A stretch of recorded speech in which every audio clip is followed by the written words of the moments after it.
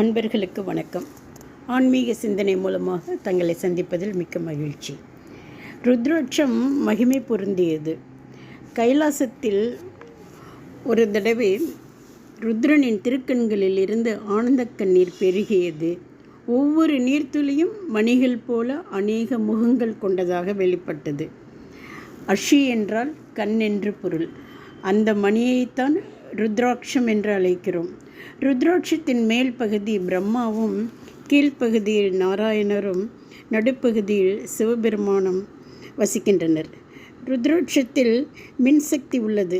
இது அதிக இரத்த அழுத்த நோயை, ஹை பிளட் ப்ரெஷர் குணமாக்க உள்ளது.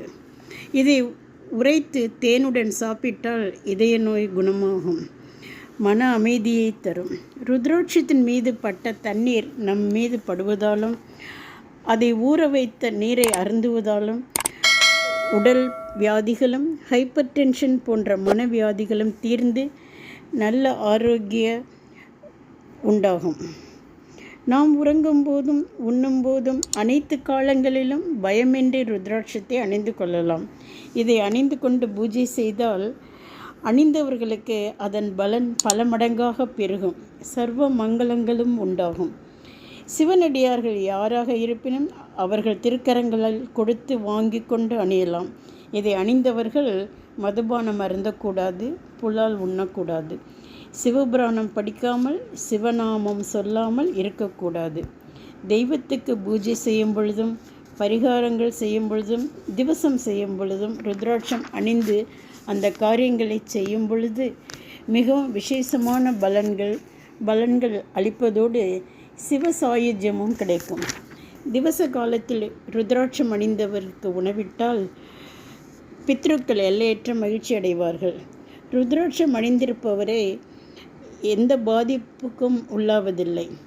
24 மணி நேரமும் ருத்ராட்சம் அணியலாம். ஒருமுக ருத்ராட்சம் சிவஸ்வரூபமே ஆகும். 5 முக ருத்ராட்சம் அல்லது 6 முக ருத்ராட்சம் பெரும்பாலும் அணிவது நல்லது. திருநீரும் ருத்ராட்சமும் சிவ சின்னங்களாகும். தினமும் பஞ்சாட்சரம் ஓதி வந்தால் மனம் அடங்கும். அப்பொழுது சினம் அடங்கும். சினம் அடங்கிய இடத்தில் சிவம் விளங்கும். ஓம் சிவாய நம என்பதே பஞ்சாட்சரம். இதை மன தூய்மையோடு தியானித்தால் சிவபெருமானின் திருவருளை பெறலாம்.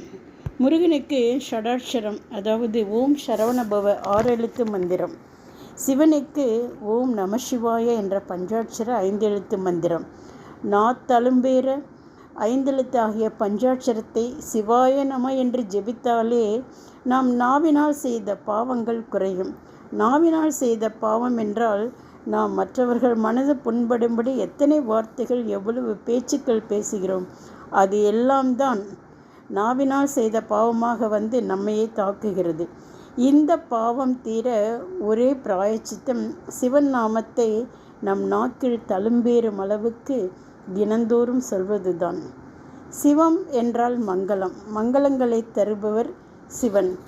சிவாய நம என்று சிந்தித்திருப்போர்க்கு அபாயம் ஒரு நாளும் இல்லை ஐயனே என்பது அவ்வை வாக்கு.